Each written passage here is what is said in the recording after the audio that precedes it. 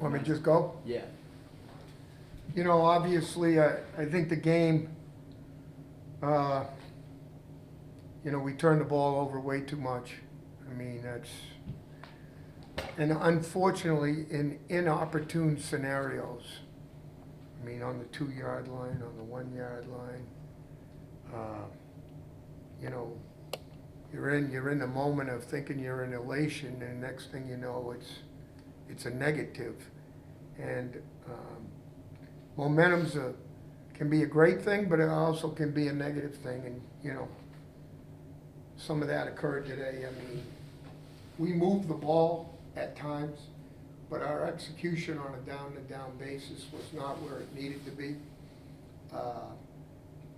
You know, so, and then defensively, you know, that's probably as poorly as we've tackled since Toledo. You know, and credit Army, that they obviously they have something to do with it. You know, they're you know, obviously they're in their triple deal, and they actually had a couple guys hurt and moved some things around and changed their philosophy a little bit on some things. So my hat's off to them as well. But you know, we were talking about momentum. You know, third quarter, we come out, we're moving the ball, we shut them out in the third quarter. Then in the fourth quarter, you know, all hell's breaking loose, and you know, obviously we weren't able to you know, get anything going, you know, from an offensive standpoint, and defensively we couldn't overcome it. So kind of where we're at. I told the kids, and I mean this sincerely, and I know you know, well, you can take it. This group has worked extremely hard. They've done a lot of good things. Their discipline has been really good in terms of getting places on time, representing UMass football the right way, practicing hard, all those things.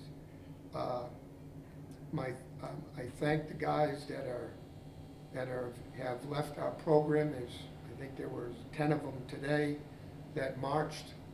So you know, appreciate their effort and energy and what they brought to the table, and you know, but anxious for the challenge ahead. I'm, you know, not afraid now.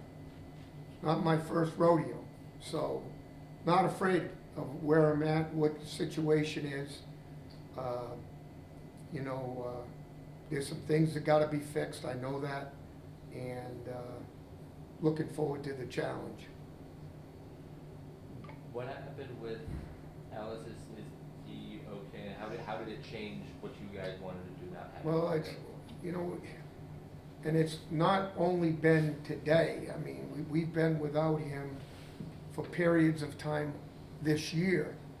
And when you take out one of your good players who happens to have gotten off to a good start, you know, it's difficult, it's deflating, you know, and obviously, you know, you're trying to get K-Ron going, you're trying to get Greg DeRocha going, and, but you know, he's our bell cow back, you know, and when you lose your big boy in a game like that, that's a big loss.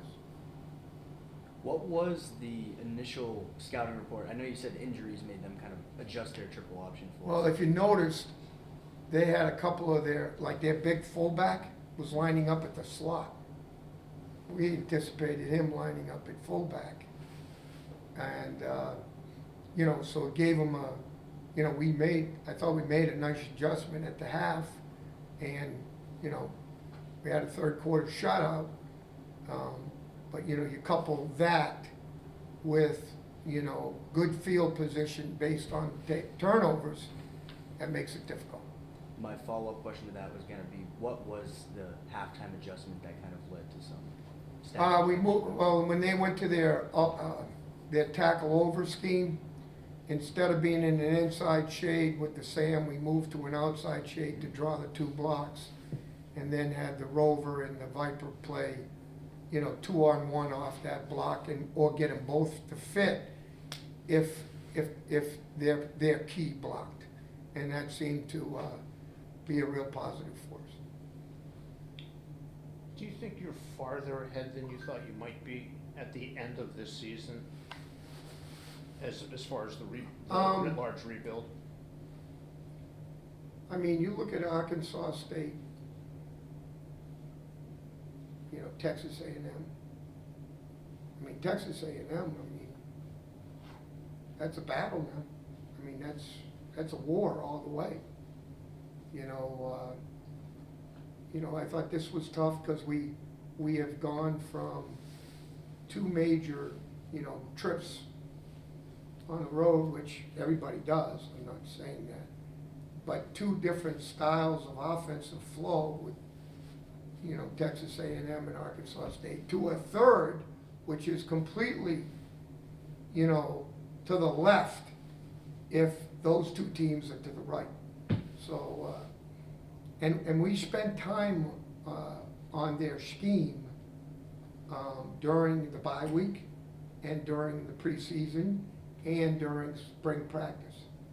So, it's not like we didn't give it the time, but, the innuendos that go on, the slots usually are speed guys. All of a sudden there's a 260-pound guy out there, fitting on your safety. So, it took us a little time to adjust, but we did. That's all I can say. In the big picture, where do you feel you are with this program right now, based on? I was gonna ask you the same thing. Like, first 2 games of the season, I thought we were not very good at all. Then all of a sudden, we started getting in games, and like I've talked about Ryan, before you win them, you gotta get in them. And we finally started to get in games. And went, like I said, we went a period of time giving up about 23 points a game, which, that'll do you some good. I thought the biggest issue for us on offense is the quarterback thing. From an injury standpoint, it was really difficult to get some even play. And each one of those guys had good qualities, Earl, Olsen, Gino, but that's tough when you're in the first year in the system, and you can't cry about it. What are you gonna cry about it? You can't do that. You just move on to the next guy and put the best game plan together that you possibly can, and go compete. And but sitting here at the end of the day, that was a difficult piece, but a lot of other positions got developed, So, that being said, I think we have a pretty good foundation. The next important piece is evaluating our roster and evaluating, transfer portal, high school recruiting, junior college, and try to get our roster in the best possible shape we can. And then start in early February, hit the mat room hard, hit the winter workouts hard, and have a great spring. Been doing this a long time. I'm not afraid. So, looking forward to the challenge. To bring it back to today's game, it seemed like you had your tackles and Johnny Hazard and Ben Bowenberger kind of switching depending on the play. I don't know if Andre Carter was the one dictating that or not, but I just was wondering if you could. No, he elaborate. wasn't. No. But, no, he wasn't. But, obviously, we're doing the best we can based on Max not being available and that kind of stuff. And I'm sure Alex had some, was trying to play to his strengths. When you put a guy in and hasn't been starting, he's gonna have certain strengths, and you wanna play to his strengths, which helps build his confidence, which gives him a chance to get better.